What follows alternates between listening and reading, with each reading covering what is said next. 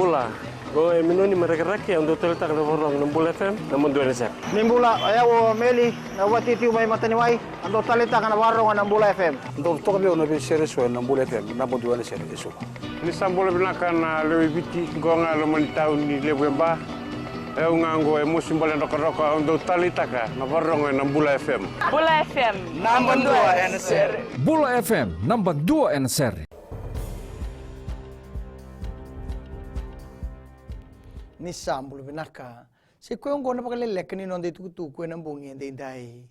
Esa baka suka na bun lawa aya said kayum. May nanona lewen na tiko na komiti kabilesi kinambo si lawa mendikya ba na kisi membaleta na Prime Minister Vorengge Mani Marama kay na mata ni National Federation Party o pio tikundundua. Esa baka salta kitalangani liulu ni Tony Beisanga sitibin rambuka ni siyang ni rawan ni na lewen na komiti. Rona rua lewen tiko mai na komiti ia mayado tiko na bautulewa ni oti na kiana tingomi na tukutuku ni rawa sa soli tukutuku rua en na bugu ni kisi kina be tambana ni bola tukutuku na nona baka suka na bunlawa esa lesie kina me so miteki koya o ma hand ready nimberna nona baka suka na bunlawa e bola endo na bola o rambuka kibwana sipika ni palimendi me kere me ka koni lewen na komiti na bunlawa ini berongori ya sakere o tina bunlawa me baka suka ya engela ki lewen na komiti o rambuka ya to ngauna e baka reteki no bua ni sanga telanga ni raw ni tiko na lomo ni betal noa me baka ni sa soli tuku telanga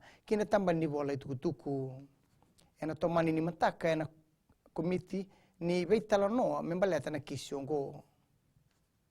esa bandita ko siti ben rambuka na lilu ni Tony Beisanga kalilu to madri mati voleviti ni asanga me bogador na takataki ni beba me utaki be Vorengge Mani Marama na Prime Minister ni ndo bonua ke pio tukundundua na lewe ni Tony Beisanga rato na lewe to longo erto lewe na to mandra mati valu ni ndo bonua karo amba utauro to mandra ni tutu ni beli utaki na mati valu omba ni Marama ki rambuka asanga me bogador na takataki ni beba me utaki na mataka ni kuwa eka rambuka ni saborita na nona nanuma ki be rauna rua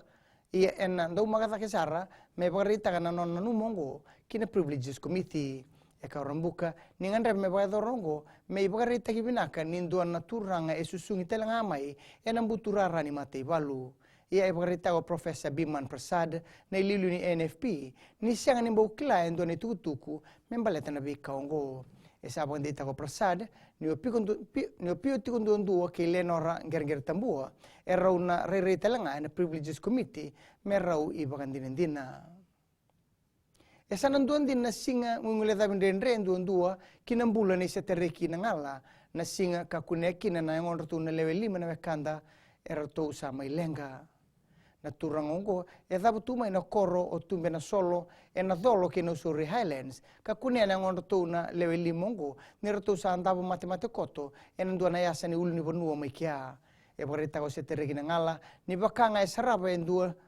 na yalo bondo mambula e na ngauna e reda kina na beka ongo e ka na ngala ni angole tiko e na nona titi e na mataka ni singoya karaida ni baka endu na rere ni ndua na yasa ni uluni bonua mai kia e kuria kakaya mai na vei tamba mbaki ni nona mbula e na tholo ki no suri e kai ni siang ni mbo sota kaya bokandua e ndo na vei ka bondo mbula e sotaba na singo ya e rato sa gravatale ndo na waboki na bondindiki o irna obisa e na moni madao sauti ka tarasarani na tutu ni ulu ni bonua e na kiana sangai me bakatakilai e so na vei ka kapakapuna na lenga e mayado e se bakatanga utigo e na ngaunongo na bei bangangkai ni tamba no bisa membaleta na lenga pakanto mambula kamayado ya kinang gitu esa me kadibaki na tolus sa bulgantua na dan rotuna dorbo lewe ni team ni Flying Fijians merto sa na muya ni ki Chavani ena sotsota ni 2019 Rugby World Cup e borita ko John McKean andoni butabulidi ni Flying Fijians ni samba undua na ngaunan renrebwa o ya na non roto mendingi taki na 5 na dorbo ene tutu ni prop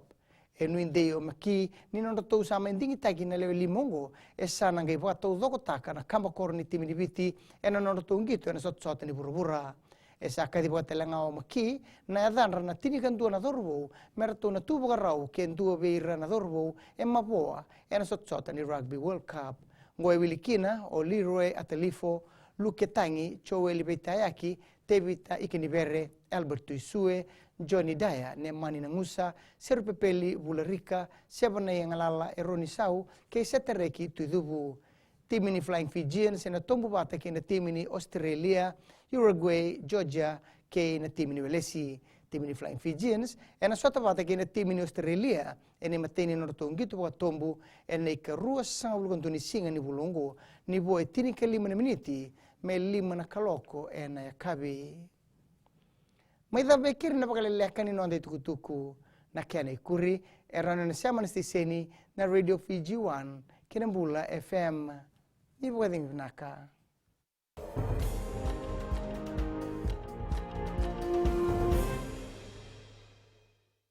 Bula na lang ko siya. Dotali taga wali rongo sirma ko na Radio Fiji na kasi. Bula, ya Veronica Melo toka. Dotali vio na Radio Fiji 1 ando mai biti. Na vango merere telawa, go ngai tabua. Ando tali taka na rongo na Radio Fiji 1 ando mai biti. Bula go ngai no ke imba ando tali taka wali na rongo na Radio Fiji 1 ando mai biti. Na wali. Ano dango saniter kuati. Ando tali taka bakalebu na rongo na Radio Fiji 1 eno sorry. Radio Fiji 1 nando mai biti.